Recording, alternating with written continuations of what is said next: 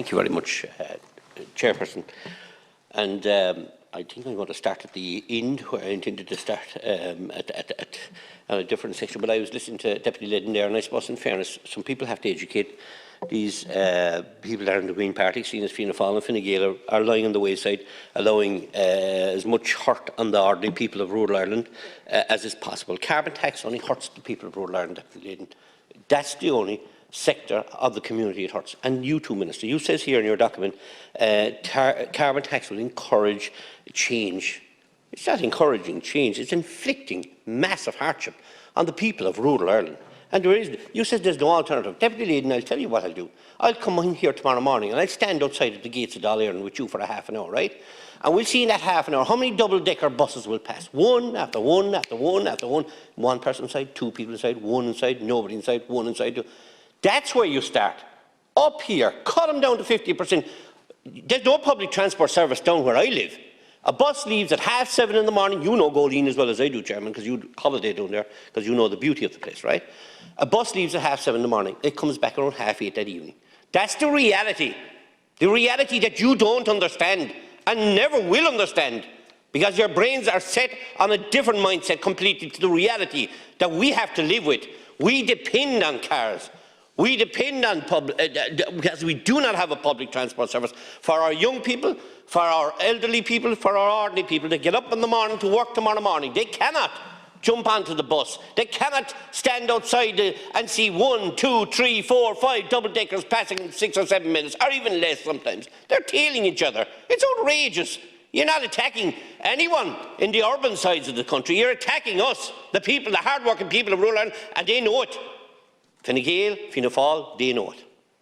Forget about the Greens, because they have no intention of worrying about rural Ireland. They're worrying about the few urban votes that they're going to get and the few seats they're going to pull. So that's why you need to stand tomorrow morning and come back in then and say, OK, now we know where we can start with our carbon tax, and we can see we have the highest electricity prices in the EU. In the name of God, where do you think people are going to get the money?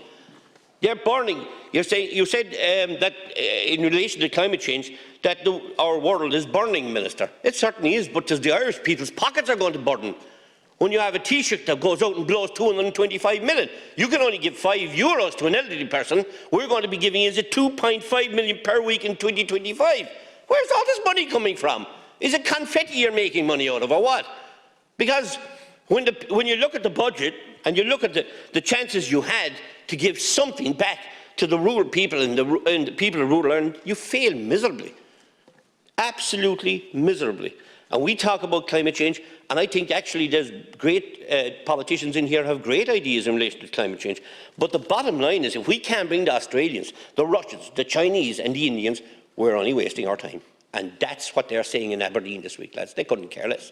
They're talking about a way out 30, 40 years' time. You're talking today and you're trying to go out and tell them how great thou art Ireland is. Ireland is only a dot, a tiny, it's not even a dot in the ocean. And if the changes don't come where the changes are needed, we're going nowhere as such. And certainly we can make changes here too, but they can't be at the infliction and the difficulties it is for the people of rural Ireland. You might tell me my time is up. Please. Just in relation to farming, Minister, you really missed the ball in the budget that's just gone. In fairness, people were looking, we'll say the Suckler Crowd grant needed to be increased to €300.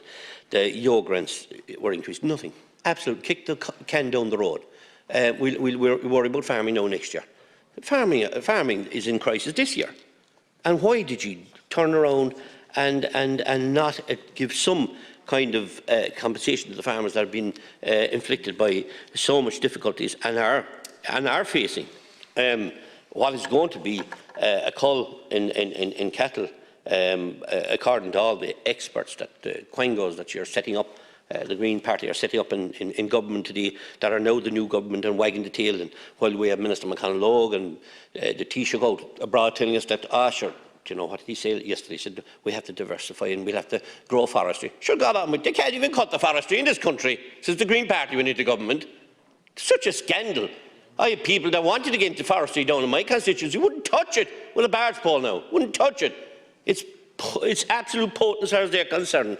So you're cutting the people, but you won't cut them too long at all because they're not fools for this long. But public transport, and when this budget was announced on public transport, there was a 50% decrease in travel for young people, which I would welcome, and anybody should welcome, so we should be encouraging young people to use public transport where it was. But while that might be rectified now, initially we found out that that was only going to be for the people using the DART and the train in Dublin, but they forgot about, or maybe the bigger cities and maybe in Cork, but they forgot about the people who were learning that were using public transport. Now apparently the Minister is scrambling to try and rectify that, so I hope you have that factored in your finance bill, or is that going to be just a few million here and a few million there that you tend to find when it suits? I didn't hear anything in the budget about the fishing industry.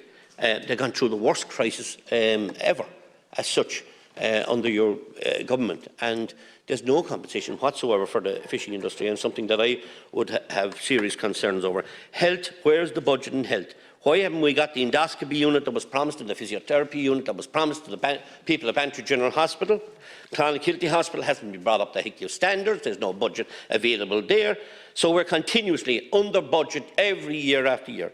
And in relation to the cross-border directive, is the funding going to continue? Is there funding put in there? And pay parity in relation to co-action because of their closing centres in West Cork because of that. So, OK, thank you.